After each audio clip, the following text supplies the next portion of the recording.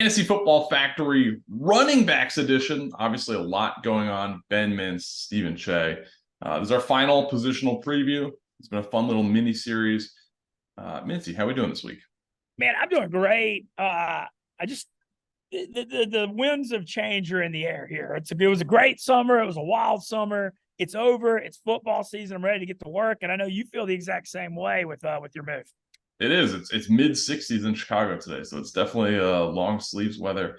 It's fun. It's a fun change. So I'm excited for football. Uh, Obviously, one guy that doesn't appear to be excited for football is Jonathan Taylor's on the PUP list, basically unable to perform. He's going to be out at least 4 games. Now, this is a guy who was unanimously the number one overall pick last year. Like, he was safe as can be, young, coming off a monster season. They draft Anthony. He has a down year last year, struggles with injuries. They draft Anthony Richardson. The thinking is, okay, we're going to have a dynamic running attack with Anthony Richardson, one of the most mobile, best quarterbacks, best young quarterbacks in the draft, his top 5 pick. And Jonathan Taylor, reemergence. But now Jonathan Taylor wants to get paid. He can't come to an agreement, demands a trade. The Colts pulling all sorts of weird stuff that he has to like rehab his ankle injury at home and things like that, away from the team. He tries to get a deal, with the deadline being, we're taping this on August 30th, on August 29th at 4 p.m. They do not come to an agreement with another team, so he is left on the PUP list, so he has to miss, even if he's traded, the first 4 games. What does this do to his fantasy value? His ADP is running back 9 right now, which even feels low for what it should be. But what does that do for us in a post-Jonathan Taylor PUP world? Where is he draftable? Man, look, I think 9 is being incredibly optimistic right now. That's where he was. So like everything up to today, he's been running back. So he's been most people's first or second round pick. Yeah, So I where think would you draft him now? Well, I've got him 19th on my running back list. So I mean, I guess that puts him what, 5th or 6th round. Man, that may even be auspicious. I think 7th, because it's just the problem is, look, it's one thing if you got a guy like Alvin Kamara who's got a 3-game suspension, but you know he's coming back week 4. Sure. You're sure of it. This Taylor situation is way different. He's not happy in Indy. He's not getting paid. He's not motivated. And Indy could stink this year. I mean, they're rebuilding. Like, Richardson can definitely run, and that does make Taylor intriguing, like you said. But, man, I don't know. Like, what if they start 1-3 or 0-4? He's a malcontent. He's not happy. He's there. It might be a funky situation. You just kind of want to wash your hands up, Steven. Yeah, and there's upside to being traded. We saw Christian McCaffrey last year get traded midseason. He had a really, really strong finish to the year with San Francisco. That was a perfect situation. He went from rags to riches as far as the Panthers, who ended up trading up for the number 1 pick, to the 49ers, one of the best teams in the league, best running attack. That there's going to be some small miracles that need to happen for Jonathan Taylor to do that and salvage his fantasy value. You're right. Running back 19 is fairly appropriate. I have him at running back 22 right now. He is, in my opinion, undraftable in at least the first 4 rounds, probably 5, because you're looking at a home run swing here. Like you said, we don't know that he's going to be back in week 5. That is the earliest he can be back, and he could be traded to another team and get acclimated and all that. But there's a big learning curve for that. He could be not a useful fantasy guy until mid-October, at the earliest, Halloween, could be early November, and that's if he can get traded or come to an agreement or something like that. So Jim Irsay is not a guy I would want to mess with if I was a player on his team trying to get paid. He's in a tough situation where he really does not have any leverage. It's more a question of if he kind of realizes, hey, if he's not an NFL running back, you got to work a 9 to 5 like most other people. So this is a really tough situation. I would not feel good. This is why you do not draft in August, by the way. This is why you do not draft in August. I would not touch him until you're feeling comfortable about taking a huge risk. Yeah, I got nothing to add other than I feel the exact same way. I just think it's he's unhappy. He don't want to play for Indy. They're probably going to stink, and like until he gets traded, hard to be excited. And there is like somewhat of a historical precedent with this with Le'Veon Bell. Like he wanted a huge contract from the Steelers and he ended up sitting out a year. So there is more precedent for him not playing. Like he could completely not play last year, and then you're going to be out of whatever 4th, 5th, 6th round pick, 7th round pick. Not what you want. And obviously the fantasy draft is somewhat of a crapshoot, but if you know going in the downside is so low, that's tough. It's tough to spend premium draft capital on that. The only thing I would say, if you did want to gamble on him, I would do it as like your early number 3 running back at best. And then you're like hoping something good breaks for the second half of the season. Because I will say, Steven, you do this too, I've noticed in fantasy. Like I remember DeAndre Hopkins was out last year.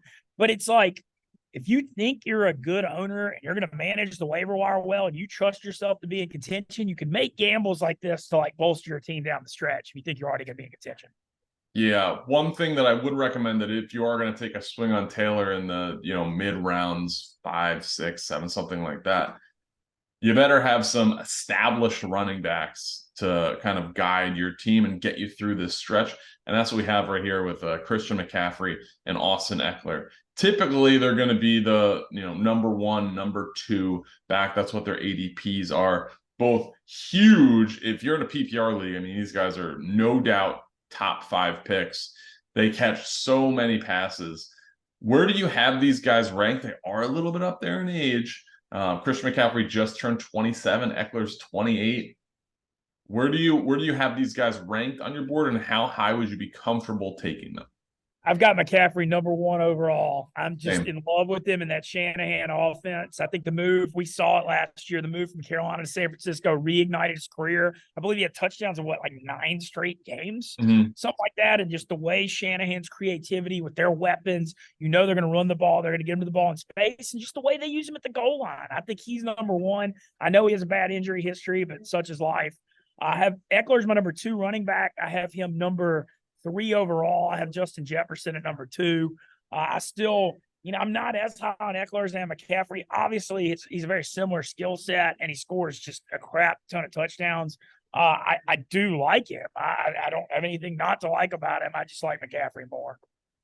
Eckler is arguably the most likable, like premium fantasy player there is, because he's very open that he plays fantasy, and he is a guy who's led the league in touchdowns the past 2 years. Like you said, he's in a dynamic offense. He catches a ton of passes, 107 catches last year on 127 targets. I'm not necessarily down on him, but I have him as my running back 3. I have McCaffrey. I have Tony Pollard number 2, and then Austin Eckler number 3.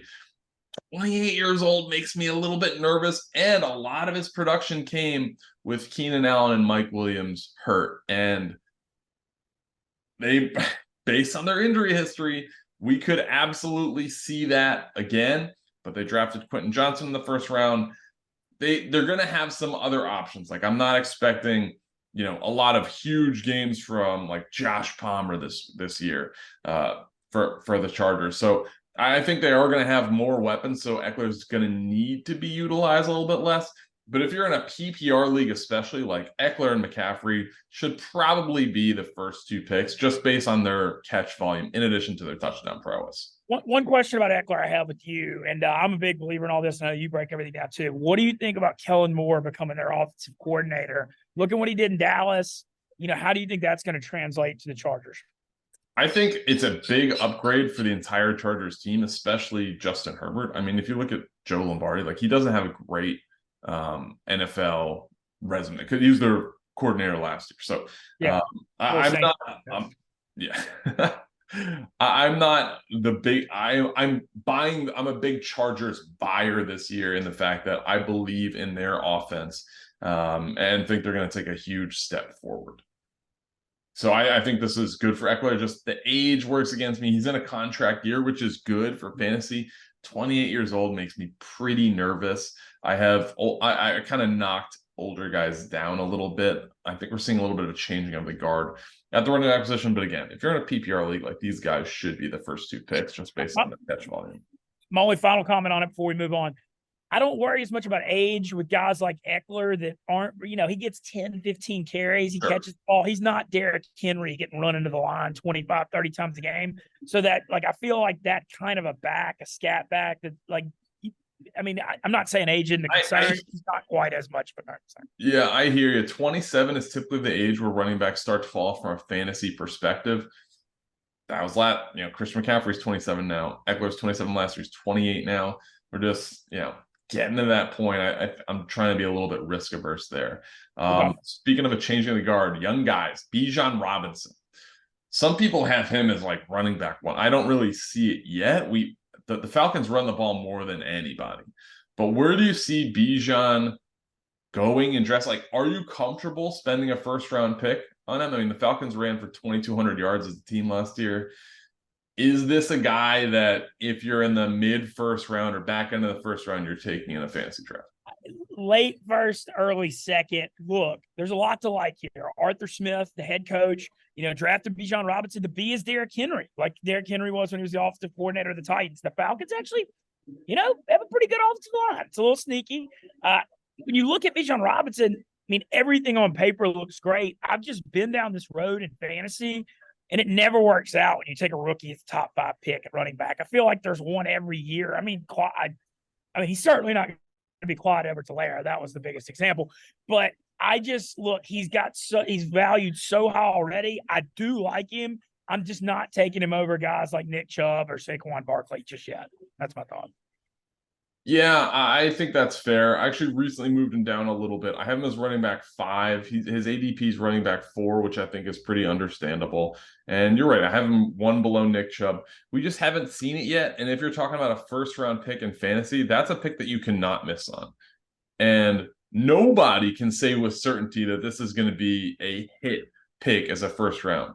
I mean, he could come in and absolutely dominate. So we saw that with, Saquon Barkley. We saw that with, a lot of early picks very early. We saw that with, Christian McCaffrey, etc.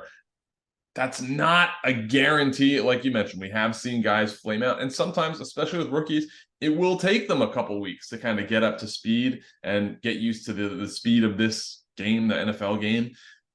I would be hesitant. I would spend a first round pick on him, but it would be a back end of the first round or early second. I think you're right with that. Again, I have him as running back 5. Upside through the roof, upside RB1 by a lot, but I haven't seen enough yet. My other question with Atlanta too, and people are all over the map on this because they're saying Desmond Ritter's looking good in preseason. I come back to what I said in our last episode. I like drafting people on teams that score points. Yep. I still have questions about Ritter. I know he may be looking better. He looked bad late last year. And so because of that, that also makes me a little hesitant. Yep. Yeah, totally agree. Speaking of young running backs, let's go the other end of the spectrum, kind of the workhorse running backs. A bit of a dying breed in the NFL, but we've got 2 guys that are top 6 ADP guys in Nick Chubb and Derrick Henry. Derrick Henry is 29 years old, which is ancient for a running back. He carried it 349 times last year, but successfully 1,500 yards, 14 touchdowns. He also had a career high 33 catches for almost 400 yards, which is huge. And Nick Chubb, he's going to be 27 during the fantasy playoffs, 300 carries last year, 1,500 yards, a little bit over. But he's as of right now, no Kareem Hunt on the Browns, who is a guy who did take him off the field a bunch. So where do you view these guys in your running back tiers, and kind of where do you have them? I have them tiered together, but I have Nick Chubb ranked over Derrick Henry. I've been one of the biggest Henry believers through the years. I remember we had the argument last year about the rushing title stuff, and you were kind of jumping off the train. I've ridden it. I rode it again last year, but this is kind of the year I'm getting off it. And he's 29. Look, I know he's Tractor Cedo. He's the biggest freak we've ever seen. He's 6'3", 250. He's indestructible. It's not necessarily on him. I just think Tennessee's offense sucks. And at what point, I don't like the play calling. I don't think DeAndre Hopkins is going to help it. He's 31 years old. I don't like Tannehill. I just feel like it's a sinking ship a little bit. And I love Derrick Henry. I'm not saying I don't, but this is kind of the year I'm getting away from it. And I'm also kind of curious to see what Tajay Spears' role is in this offense. The Tulane 3rd round pick pops. He looks kind of reminds me of Darren Sproles a little bit. I think he's going to kind of take that third down role. He's a quick scat back, should complement Henry well. So I think maybe that lights Henry's workload a little bit, but I just think Tennessee's going to struggle to score. So, Henry, I still have him ranked like number 7, I believe, but probably not a guy I'm drafting this year. Kind of like you said. I mean, I'm looking to go a little younger. Yeah, I'm off Derrick Henry. I've been off Derrick Henry. I mean, he proved me wrong last year. He got 29 years old for a running back. We're looking at 3 years past, this is the third year where guys kind of fall off, and I know he's a freak. 349 carries last year, so many carries, especially for his type of running style. Nick Chubb, I'm buying. He will be 27 during the fantasy class, 26 right now. But this is a guy, every single year he's been in the league, he averages 5 yards a carry. And if there is no Kareem Hunt and there's no proven depth behind him, he's getting 300 carries. And what does that mean? That means 1,500 yards at least. So I would expect him to get, more in the 350 range as far as carries. But that's a ton of yards. You're looking at 1,750 yards. That's a really, really strong, and he does not catch the ball. So that is the knock on him. If you're in PPR leagues, I would put him down a little bit of a peg. He's not going to be in McCaffrey or Eckler's league as far as that. But if you're in a half-point PPR or a standard, I think Nick Chubb is pretty safe. He's in the middle of my tier 2. He's right below Eckler on half-point PPR. He's above Bijan. He's above Saquon. I think Nick Chubb is a good, solid, reliable back end of the first round pick. That's exactly where I am on Chubb. I know it's kind of boring sometimes when we agree with each other, but I'm huge on Chubb. Cleveland's got a good offensive line. The one thing we defer on Chubb, I know you're higher on Deshaun Watson than I am, but if Watson plays well, and you're right about that, they're going to score a lot of points too, and that's going to result in more touchdowns. I don't know what to think there, but I do have Nick Chubb ahead of Derrick Henry and Bijan Robinson. I'm definitely a believer in Chubb as well. Yeah. What do you think of some big-time running backs that are coming off of injury? So we've got Javonte Williams in Denver, and we've got Breece Hall with the Jets, both coming off injuries where they missed the end of the year. How do you view these guys as fantasy? Like, where would you take them in drafts? Where would you stack them against other running backs? Because if fully healthy, these are, not necessarily tier 1. My tier 1 is just Christian McCaffrey, but they are in that tier 2 for sure. Well, I'll say this. You were the original Javonte Williams truther, but I love the stat that he just breaks more tackles than anybody. And, he's incredibly explosive. He's hard to get on the ground. The thing with him, I do think the Broncos offense can't be worse. I think just getting Sean Payton involved is going to help. However, Jerry Jeudy going down does hurt. We all don't know if Russell Wilson is salvageable. And the thing with Javonte Williams' knee injury last year, it wasn't just his ACL. He had one of those injuries that got a bunch of stuff. But however, they've been very positive about his progress. I kind of think they're going to bring him along, a little slower at the beginning of the year. They signed Samaje Perine, which I thought was an excellent signing. Good, great third down, catching the ball, also a good pass protector. So I expect it to be kind of a time split early, and then maybe Javonte Williams, his role increases more and more late. But I still do like him. I just would temper expectations a little bit early on him because of that. Javonte Williams' ADP is crazy to me. It's 25. And I get that he played 4 games last year, so we didn't see a ton. But in those games, you mentioned Samaje Perine. That's a little bit of concern. Javonte Williams was really good catching the ball. He averaged 4 catches a game in his 4 games that he did play. But he was explosive. He's a really nice player. I really like his outlook, and I think he got hurt early enough where he is expected to be back for the regular season. Like, there should be no delays. So I'm a Javonte Williams believer. I have him as running back 11. Again, you mentioned I think the Broncos offense is going to be better. Breece Hall's an interesting one because I was a big Breece Hall guy. He looked great last year. You were on him. And, he was showing it early until that injury, but then bringing in Dalvin Cook. It's looking a little muddled. Yeah, we'll see. So, Breece Hall averaged 5.8 yards per carry, which is an insane number. He also scored 5 touchdowns in 7 games, including 4 games in a row before he got hurt. The Jets offense is going to be better for sure with Aaron Rodgers over, Joe Flacco, Zach Wilson, Mike White, etc. Dalvin Cook signing dampers it a little bit, but Dalvin Cook is older. He's drafted in 2016. He just started, we're taping this on August 30th. He just started practicing with the team yesterday. So he missed all of preseason. He's going to get in 2 weeks of camp to be able to, digest the playbook, get going.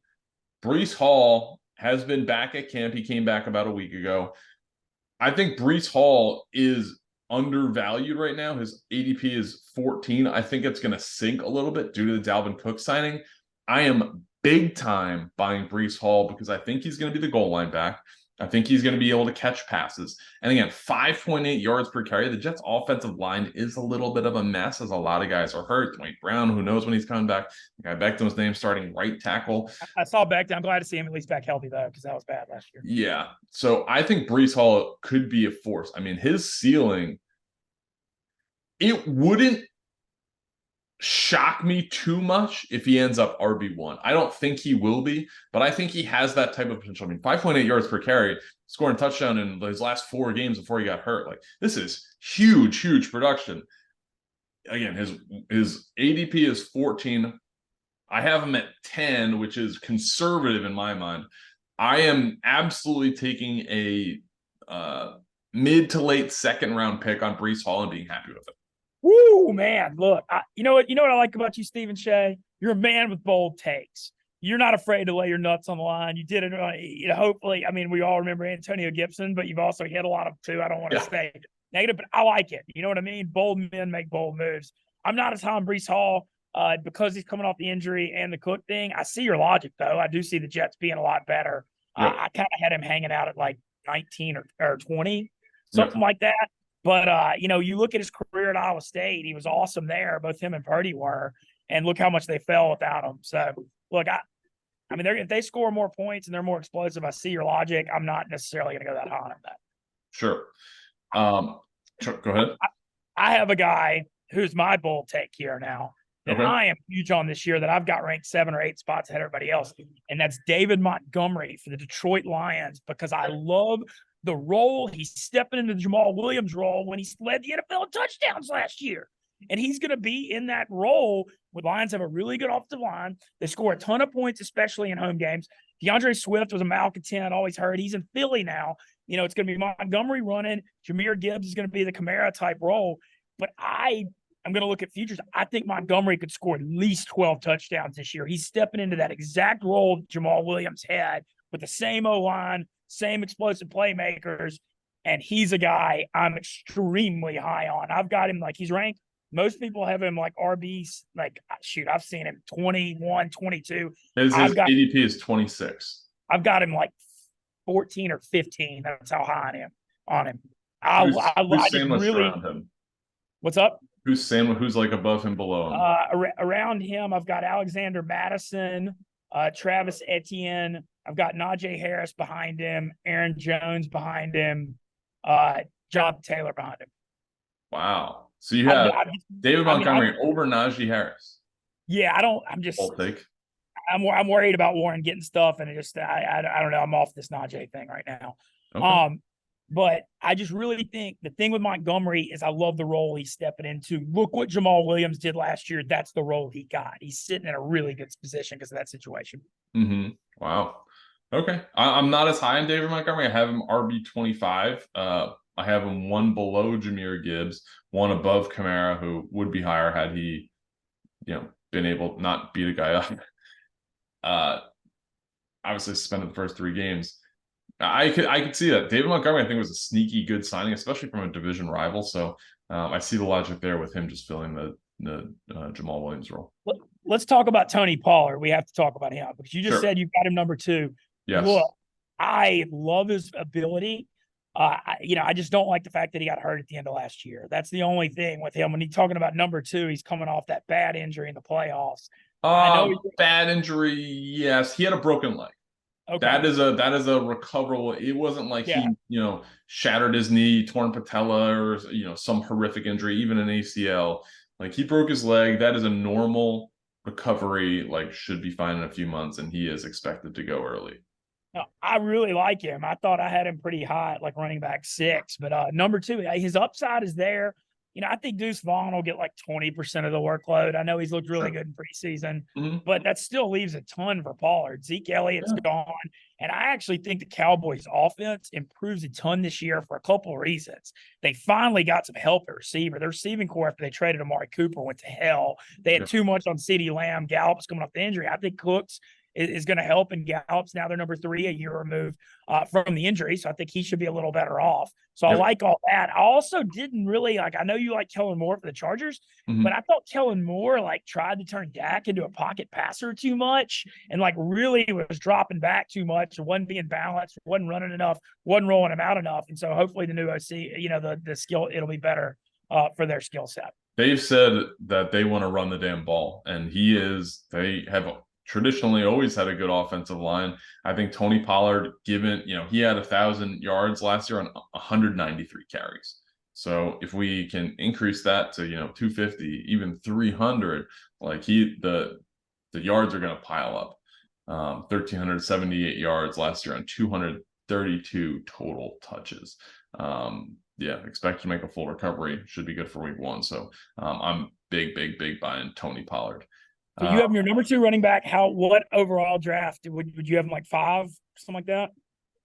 No, so like it's Christian McCaffrey, huge drop off, huge. Christian McCaffrey's my number 1 overall player.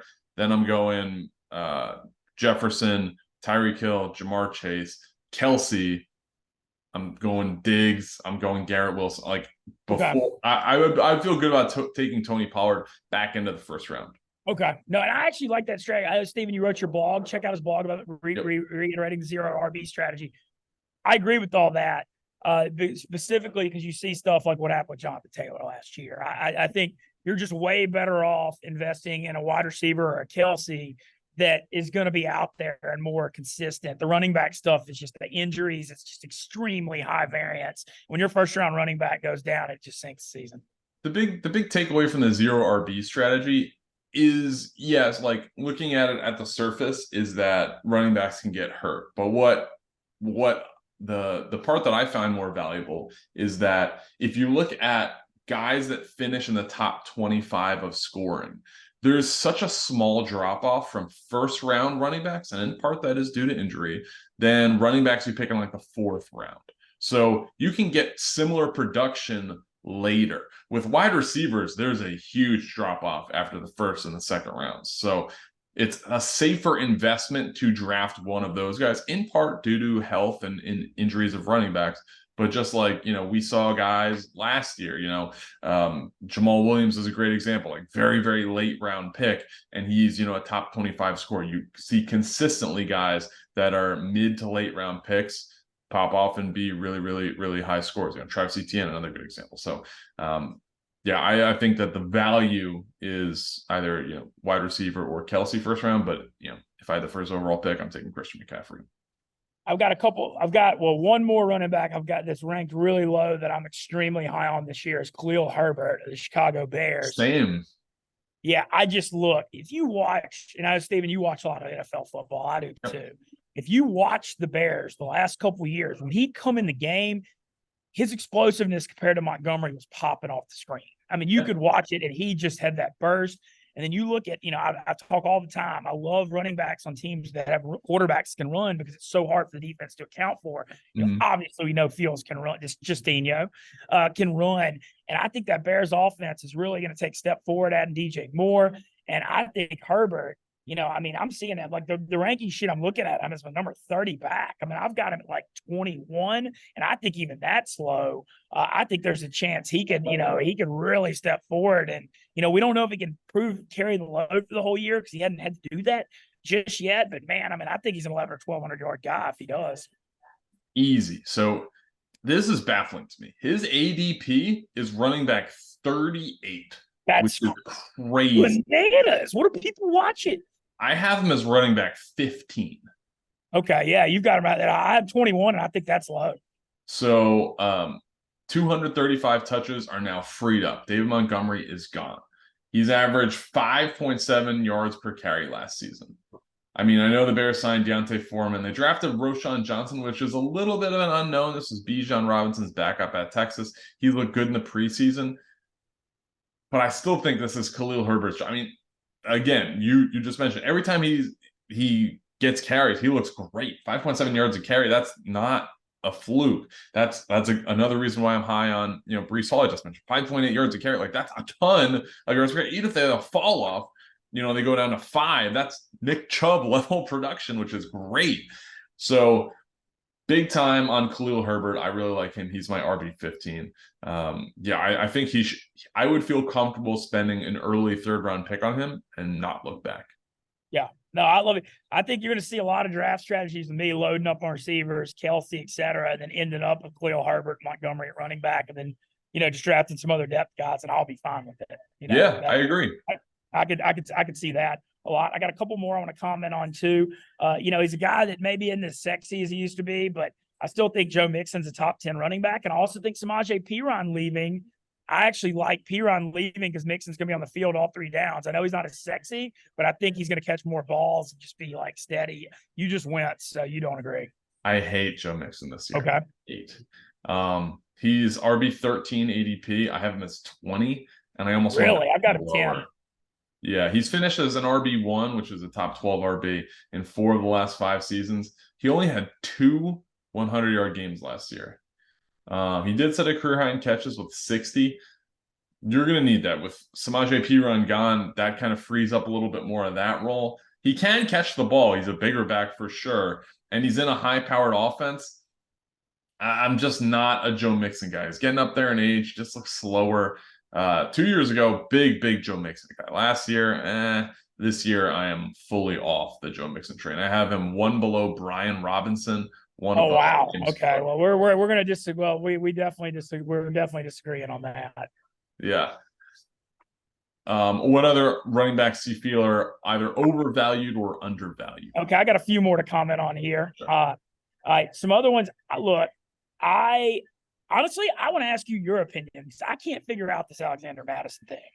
I'm all over the map on him because I love the value of the Vikings offense because they score a ton of points. You talked about liking Jordan Addison as the number 2 receiver. I know you like TJ Hawkinson. We all know we like Justin Jefferson. Yep. They're going to score points.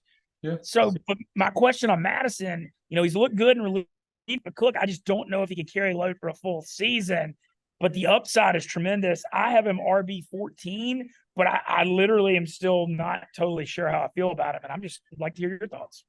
Yeah, his ADP is pretty low. It's running back 23. I kind of get it. I have him as running back 18, so I'm higher than the people that are drafting on him are.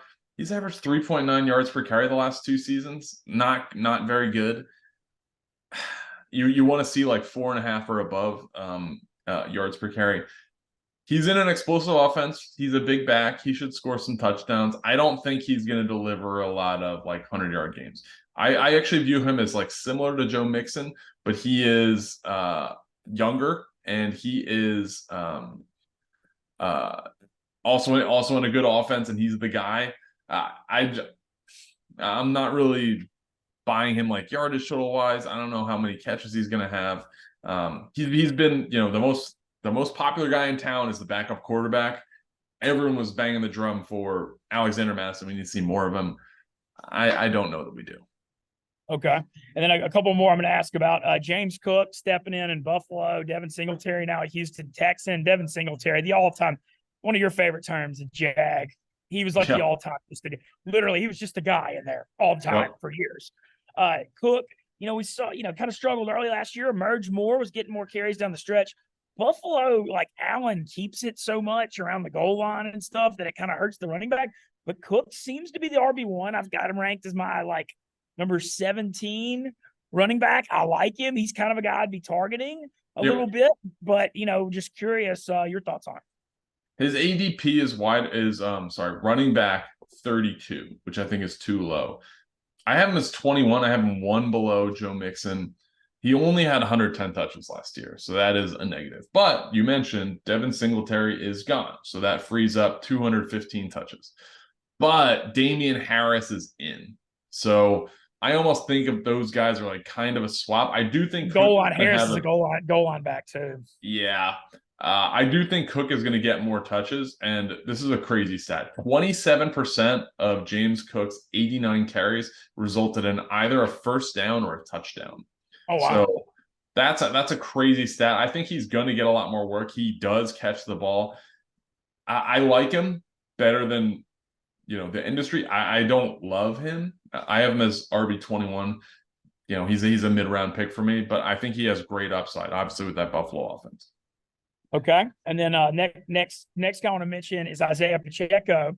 Because you never know with the Andy Reid running back thing. And you still have McKinnon in there. I'm not saying you don't, but man, when another guy that when you just watch football, he pops off the screen. I mean, he runs a 4.37. You watched him last year. You love that burst, and you love the fact that the Kansas City Chiefs are going to score a crap ton of points. Yep. So, he's kind of a weird guy week to week. He seems like a guy that can blow up and have a really big game and then be an afterthought in the game plan the next week, a little bit. But, man, he's a guy I'm targeting as a number 3 and 4 running back just because of that upside, and I just love the way he pops off the screen and the offense scenes out.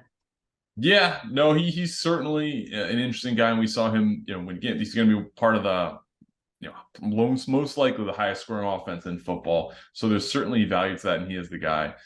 He averaged under 1 catch a game. So he's one-dimensional. You have to be okay with him getting, Kansas City's going to pass the ball a ton with Patrick Mahomes, as they should. So he's going to be very much the second option for their offense. Around the goal line, they're not really like a line it up and, power eye, run it in.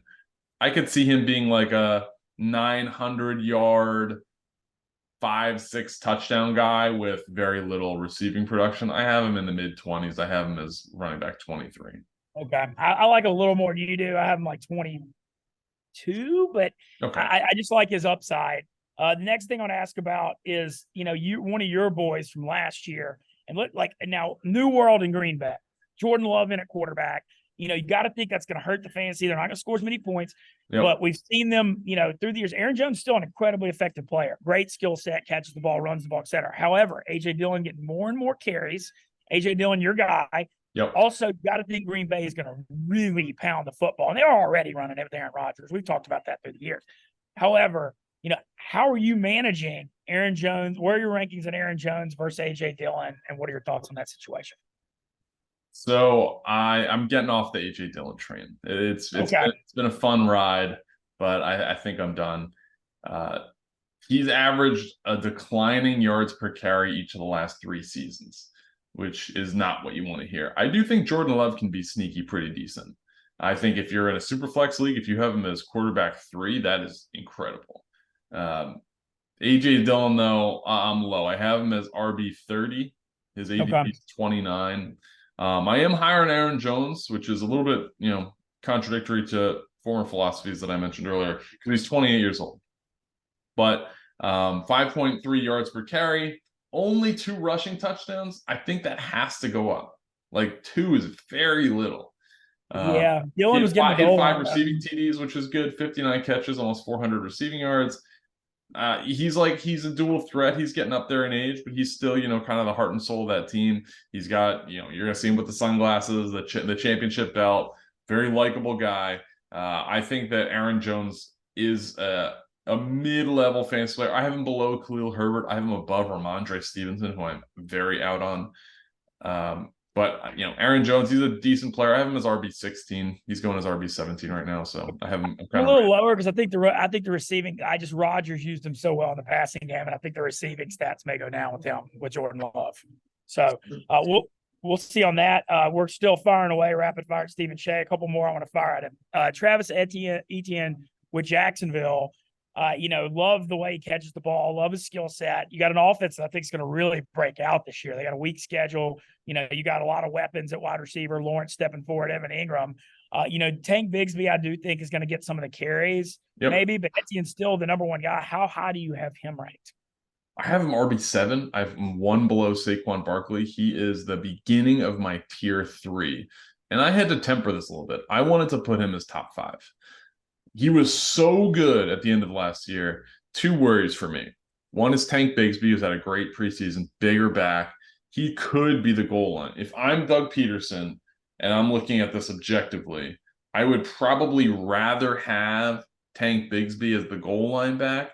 Travis Etienne has fumble issues. He has fumbled around the goal line. That is a concern. But, last year, 220 carries, 1,125 yards, 5 rushing touchdowns. Somewhat underwhelming receiving production. He had 35 catches for 316 yards. I would think he would be a bigger, drawing Alvin Kamara comparisons coming out of Clemson. I know he was hurt his whole rookie year, but last year was essentially his rookie year. The thing that I like about him, league leading, 3.4 yards before contact. Wow. So he is hitting the hole and, getting to where the play should be. And then hopefully he breaks it and he's got game-breaking speed. So Travis Etienne, I think he's going to be part of a good offense. I think Jacksonville, Trevor Lawrence especially, you've mentioned it. They came on really hot towards the end of last season. I like them to be pretty good. His ADP is running back 12. I really like him. I have him as running back 7. Okay. Yeah, I'm big on him too. I mean, you've heard me preaching. I'm big on everything across the board with Jacksonville Jaguars this year. I mean, I'm going out on a take. I think they go 12-5. I'm going that strong on them. I think but a lot of that has to do with the fact they're in a dog shit AFC South and 6 games there, and they also play the NFC South. So I think they have a really weak schedule. But I am across the board big on everything with them, even to the point of looking at Lawrence at 16-1 for MVP. I could see. Look, I'm not saying they're going to be as good as the Eagles were last year because that Eagles team was tremendous, but I could see them kind of making a really, really big leap this year. And I don't know if that means they can make the Super Bowl or anything like that. I think a lot of why I like them so much is their division and their schedule. But a couple. I know we're on time. A couple more. I like Rachaad White a little bit. Leonard Fournette's out of Tampa. I like the way he catches the ball. He's going to be getting a pretty big role. I think he's a guy I would love to have as my number 3 running back this year. But you're the Tampa Bay Bucs expert, so I'm throwing it to you. He's going to be good. He's going to be good. He is thick. Like, I was at camp. I saw him in tights. He is like Lenny big almost. Like he's playing at about 230 now, I think. He's a big guy.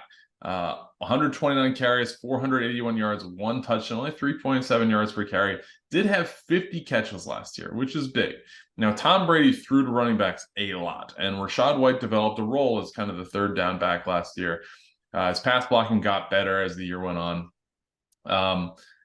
What's good is there's no proven depth behind him. Keyshawn Vaughn is there. Chase Edmonds is there. And then there's a guy that I really like I'll talk about in a little bit in Sean Tucker. But I think Rachaad White for this scheme, and they have committed to running the ball. They're going to do a lot of zone blocking scheme, which I think fits Rachaad White a little bit better. I have him as running back 14. His ADP is 31 right now. I'm 23, but I liked him. Yeah, I'm pretty big on Rachaad White just because he is a dual threat. A guy that I, love, Warren Sharp, not as big on Rachaad White. They're citing that, he didn't really have any long runs. Yes and no. I think the Buccaneers offense last year was wildly predictable. And I think that defenses kind of knew what was coming. On the flip side of that, he did have a couple explosive plays. And when compared to Leonard Fournette, who's, more of a plodding guy who's not going to break, an 80-yard run for the most part, Rachaad White looked way more explosive. So I'm pretty big on Rachaad White this year. I have him 1 below Dameon Pierce, and I have him 1 above Khalil Herbert. So like a group that I like pretty good. Yeah. I feel like your strategy too, just judging, and mine too, like getting guys like White, Khalil Herbert, those mid-round values and stacking up on proven wide receivers and Kelsey is going to be a lot of what Stephen Chase fantasy teams look like this year. Correct. All right. Couple more. I know we're running out of time, but it's just running back so deep. Yeah, talk about want to ask about we've glossed over 2 of the top guys, and I want to see where you are on Saquon Barkley and Josh Jacobs, because I think I'm higher on Barkley. I know a lot of it. He took the team friendly 1-year $10 million deal, which was kind of surprising, all things considered. But I like Brian Dabble. I think Daniel Jones took a step forward. I think the Giants are actually going to be pretty damn good this year. I'm still pretty big on him. Josh Jacobs, I'm not necessarily as high on. He led the NFL in rushing. I just kind of feel like I just don't see him. Look, he could still have another good year, but I just don't expect him to do the same thing again. Yeah. We'll start with Saquon. His ADP is running back 5. I have him as 6. I almost want to put Travis Etienne above him. I'm a little bit lower. He's in a contract year, which is good. He's still young, which is good. He played in 16 games last year, which is, for a guy that's been nicked up throughout his career, that is good. 1,312 rushing yards on 295 attempts, 4.4 yards per carry. That's average. His receiving's good. 57 catches for 338 yards. You'd want to see the yards go up a little bit more. Did have 10 touchdowns. So for just looking at that, it's like, all right, that's pretty good production. I'd be okay with that in a second round pick, like high to mid second round pick. I don't know how much better he's gonna get. Like, I know he had his great years, rookie year, where he had 1,500 yards rushing, 500 yards receiving, and 2,000 total yards. I think this is kind of what we should expect from Saquon, and he is a health risk. So I'm not buying the, he's with McCaffrey and Eckler and that. No, I'm not saying that either. I like him, but I'm not on that list either. He's firmly below those guys. I think he's okay. I'm not excited if I draft Saquon Barkley. Okay. As far as Josh Jacobs. So 340 carries last year.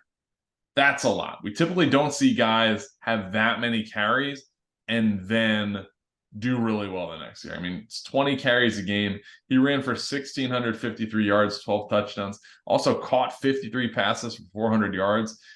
He finished second to Derrick Henry in broken tackles. So, I mean, he is a workhorse, and that's good. But I think going back to what you said before, the Raiders are going to stink. So are we really? He's also in a contract year last year without that fifth-year option. That was a big thing. Remember, and they didn't give it to him. Yeah. So the Raiders are going to stink. They're probably going to be playing from behind a lot. So his catches could remain pretty similar. 20 carries a game is tough to replicate. So I'm not as high on Josh Jacobs. I have him as running back 12. I have him below Breece. Oh, 12? Okay. I think I'm at him at 8. But 8 is where his ADP is right now. Yep. Yeah. Okay. I'm off the Josh Jacobs train. All right. And then I'm going to talk about, a few more. We kind of talked about like later round running backs we like. Now let's talk about ones we don't like. Yep. A few on my list. You already mentioned it briefly. I don't like Ramondre Stevenson that much because I just don't trust the Belichick. I just don't trust the Belichick. I've gone down this road with this Belichick running back thing. Plus, this offense is going to stink. I think it's going to be a little better with Bill O'Brien. I think the Matt Patricia, I don't know, like Bill Belichick may be the greatest NFL coach of all time. I'm not arguing that. But, man, that was some serious hubris last year putting in freaking, who thought Matt Patricia would be a good OC? Like, I mean, I'm talking the janitor could have known that wouldn't be a good idea. Yeah. And so, I mean, and, that shows that even the greatest makes mistakes. Look, I like Bill O'Brien. I think he's going to do a good job with Mac Jones.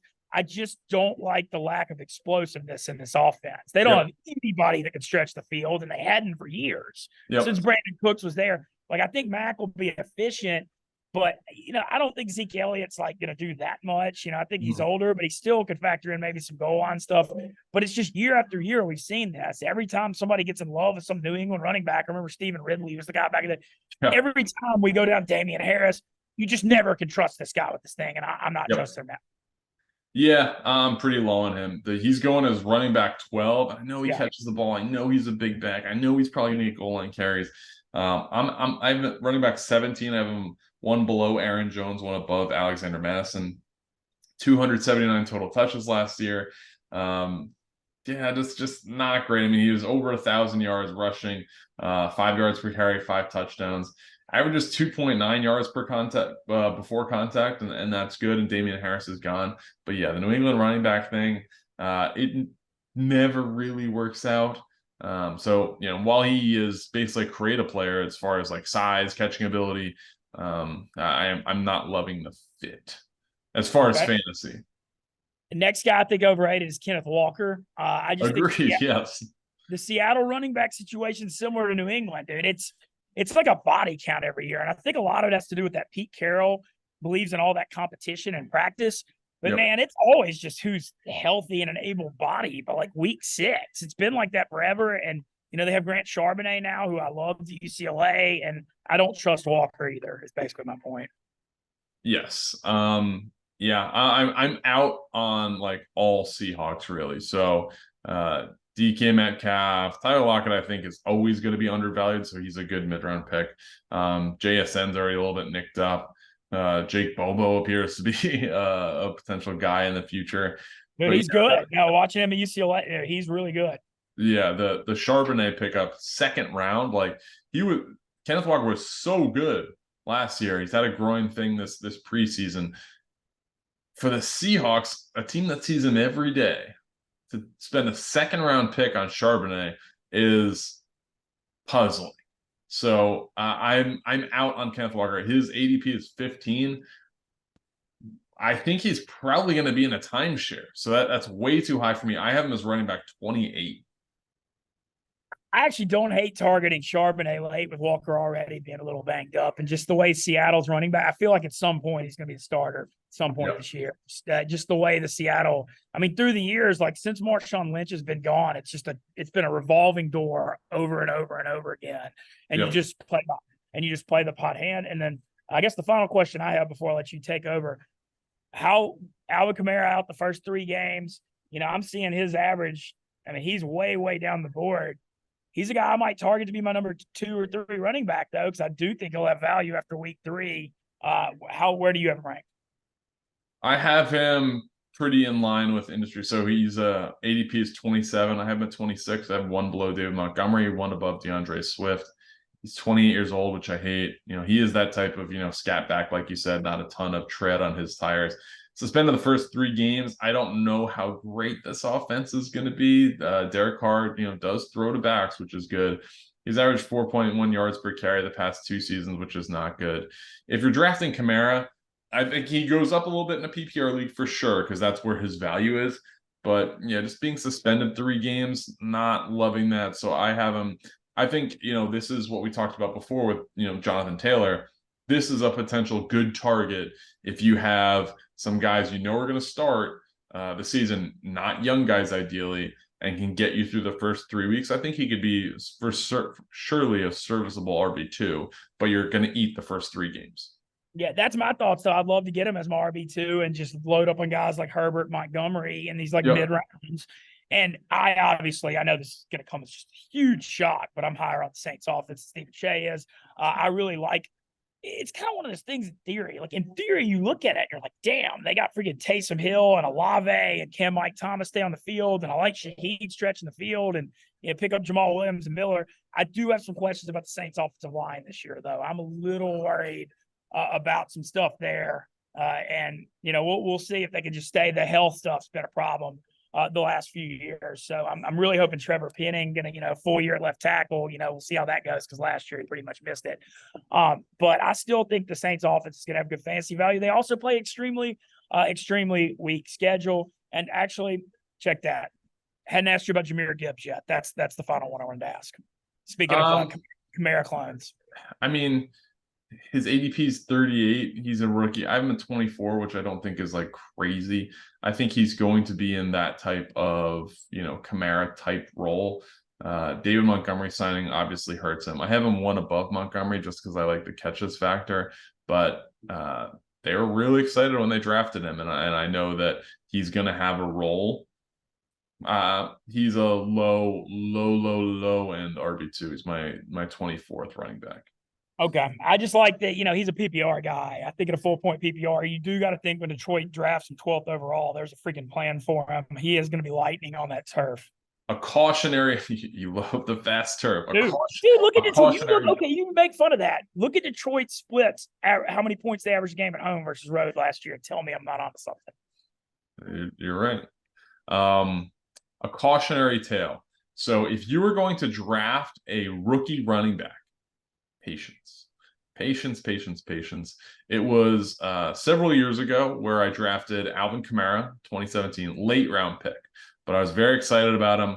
I'm looking at his game log right now. First couple of games, 7 carries, 18 yards, 1 carry, 3 yards, 2 carries, 37 yards, 5 carries, 25 yards. That's the first 4 weeks. Receiving, or the 4th week, he had 10 catches for 71 yards. So kind of broke out that 4th week with 96 total yards.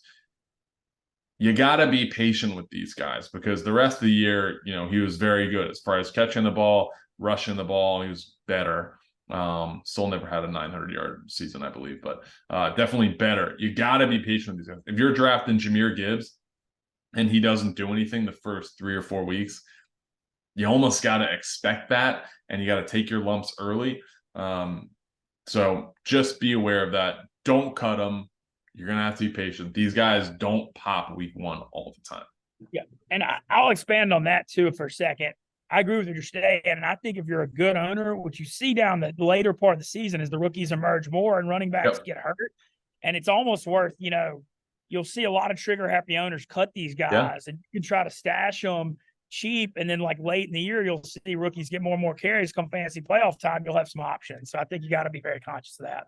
Yeah. Let's go really quickly over any sleepers that you have. Are there any really deep sleepers that you like that could maybe not necessarily impact the game week 1 through 4, but like late? Super late guys. Let's see. I kind of feel like we covered most of the guys I really like. You're talking about super deep here. I mentioned Samaje Perine. I think could have value because Williams is coming off that injury. I don't think he's a guy that's going to go like off, but I think he's a guy you could plug in and get you 8-10 points on a bye week. I don't know if you really classify that as a sleeper. There's a couple running back situations. It's kind of like Philly's really muddled, but they're going to score a lot of points. And the Dolphins one's kind of similar to that too. And, you just kind of got to watch it and see what happens breaking it. You know what? I'm going to say Cam Akers. I know he's a guy everybody's sick of. He's had injuries. He's fumbled, all that stuff. But, like, he's going to start, and he's, like, number 30 or 31. So maybe he's a deeper sleeper. But are we falling for the Cam Akers trick again? You said deep sleeper. I don't know if I can take as much. No, that's fair. I remember last year. And you're saying the word deep here. Yeah. One guy I would look out for, and this is a dynasty play, but I'm telling everybody that's in a dynasty league. Sean Tucker on the Buccaneers. He played at Syracuse. He got medically red flagged to the combine for like a heart issue. He's okay. He's got like 4.3 speed. His nickname is Baby Nick Chubb. Made the 53-man roster. I don't think he's necessarily going to have an impact very early, so he might not have any impact. There's a chance he may not dress the first couple games. Not sure how the Buccaneers season is going to go. I think that they're going to be okay, but if the wheels start to fall off towards the end, and I'm just saying, like, they have the second. They're going to suck, Steven. Come to reality. They have the second highest. The music's over. You had a great run. They're 10-1 to win the division for a reason. If they are playing young guys towards the end of the year, they're going to play him, and he's going to be really good. So if you're in a dynasty league, if you're in a keeper league, and you have the ability to be patient, this is a guy I would pick in the last round that could pay off fruitfully at the end of the season. Okay, I'll mention Tank Bigsby here too because we brought his name up. Super deep sleeper. As I said, I'm high on everything Jacksonville related, and I think they're going to be playing with Leeds a lot. He's going to be getting more carries than people think. And then you know what? I bagged on Tennessee's offense a ton, but man, Tajay Spears just jumps off the screen. I saw, like, obviously I'm a New Orleans guy. Dude, Tulane, he led Tulane to the best season they went 10-2 and won the Cotton Bowl and won the AAC last year. He's unfreaking believable. I don't know how many points Tennessee's going to score, but man, I feel like he's going to be the third down back. And, with Henry being 28-29, maybe he's get 20-30% of the carries. So he's a guy I'm keeping an eye on as well. Oh, Deuce Vaughn too. If Tony Pollard gets hurt, if Pollard goes down, Deuce Vaughn's going to go off. If you draft a running back early, always get their handcuffs. If you get Christian McCaffrey, you got to draft Elijah Mitchell. If you get Derrick Henry, you got to get Tajay Spears. Tajay Spears. If you draft Etienne, you got to get Tank Bigsby. You got to prepare almost for injuries. Failing to prepare is preparing to fail. This has been a fun running back preview. All the positional previews are out. Tight end, quarterback, wide receiver, and now running back. If you missed any of them, go check them out. Mincy, this has been fun. This has been Fantasy Football Factory. We'll keep some fantasy stuff updated throughout the year. It'll be a bit more like quick social hits and stuff like that. But appreciate you guys rocking with us. And Mincy, final words. Anybody that if you need fantasy football draft orders, I'm on Cameo. I'll bring high energy. I'm nobody's Frank the Tank, but I promise I'll give you as good of effort as I can. There you go. All right. Thank you guys for watching. Good luck in your fantasy drafts and stay healthy.